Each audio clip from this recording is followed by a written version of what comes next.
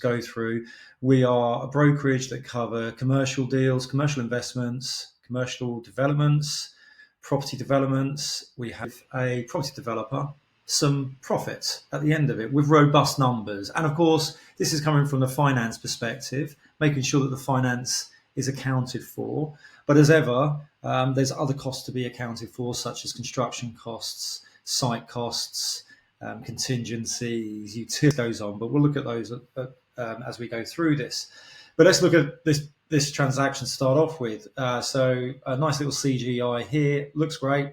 A little cul-de-sac, produced nine lovely family units with a bit of a mix on it. You've got some semi-detached here, detached. So great, nice mix.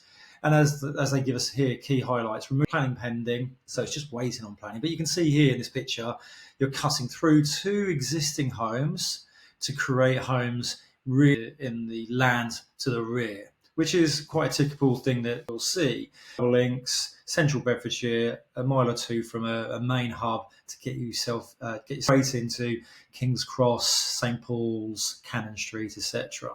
So great little links there. And as you can see, a little bird's eye view here that it comes through two homes into the land to the rear, and it will make a really, really nice, quiet, peaceful cul-de-sac for people to live in. Great. So there's the bits and pieces. Now, let's look at the numbers, which is the important bit. So we took a bit of a view from the agent. And actually, before I jump onto this, let me show you this part here. Took a view from the agents, and they gave us a steer of around £400 per square. Doesn't sound unreasonable. Let's roll with it. But then when you look online, there's this site here, for example, it's new build. Yes, it's Bovis. So it's a corporate, SME developer, small and medium enterprise. But this is really handy, this little thing. If you guys don't have this, reach out to me and I'll show you where you can put a little widget on your computer, which is up here in the top right, that tracks when homes have been reduced. Really, really handy. And you can see here very quickly when it was launched, so 17th of the 11th, 2024 at 580, it's now reduced down to 565 as of April, and still by it sitting there. And as we scroll through, I always look for the ones that have been reduced because it gives you a feel for the market. Here's another one, launched in November, 580 down to 565. In July was launched and has already been reduced. They're probably realizing, let's just drop it piece by piece. Once again, another new home here, 510 down to 580 already, 480 already. Probably some more room to go in that, and it obviously gives you a steer here of 6%. So straight away, I'm looking at it based on that assessment that I played around with. I'm not feeling great about view on where I see we concluded rather than 400, I think we worked back £360 per square foot. So we're taking the square footage, and that gives us a global number. Now, when we get into this a little bit further, I would then be looking at what is it per unit? Are the per units looking sensible? For us to be detached in that area, is it 450? Is it 600? We'd look at the numbers and we would break it down further. But when you're looking at a high level, you want to get your numbers done quite quickly. And I'm just going to do this in reverse. So we've got our GDV in here, which is then come across to the left-hand side here. I'll then make certain assessments on numbers, as you can see over here, stamp duty, sourcing fees, legal fees, valuation, QS reports, arrangement fees to organise the finance. Then there's, of course, the construction fees. So this is fed in. I would calculate it based on £2 per square foot, which seems reasonable. Might be a little bit below where we need to be in the market, but an SME contractor, whether an SME developer would be able to, because there's always a margin that needs to be handed on to a contractor. So I'll start here anyway. There's a contingency taken up to £210 per square foot.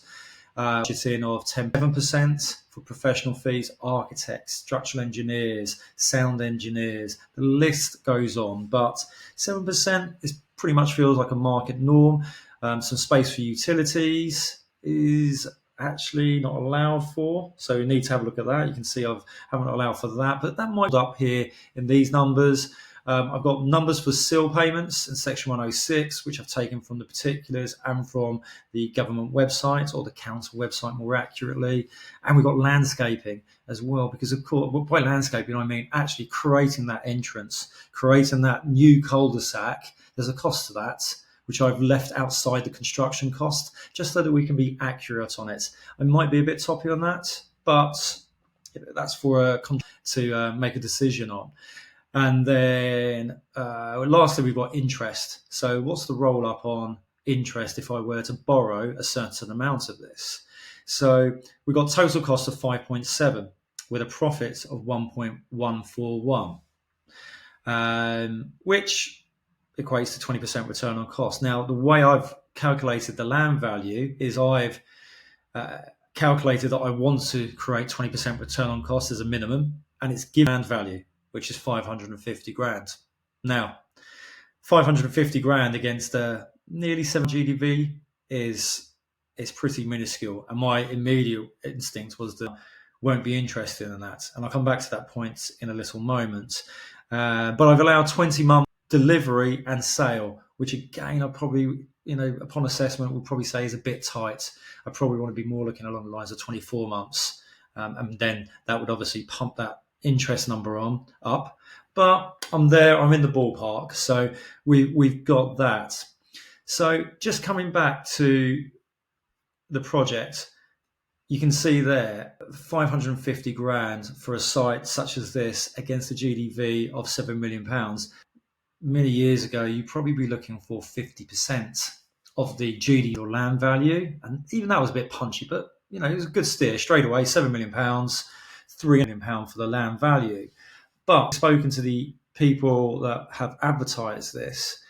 When we mentioned £7 million, never mind £2-3 million, and we did this blind, I might add. We didn't ask for a steer. I always prefer to have a look at my numbers, make my decision, and move it from there. And that's what we did in this scenario. And they didn't completely disagree with us. Now, whether we're anywhere near the number, I rather suspect the number on the site will be in the order of £1 million to maybe 1.5, 1.6.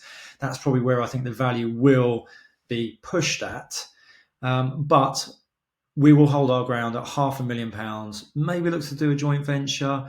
And if this is of interest to yourself, you want our calculator for working out site values, which is here, please let us know, and please have a conversation with us if you're interested in talking about transactions like this any further.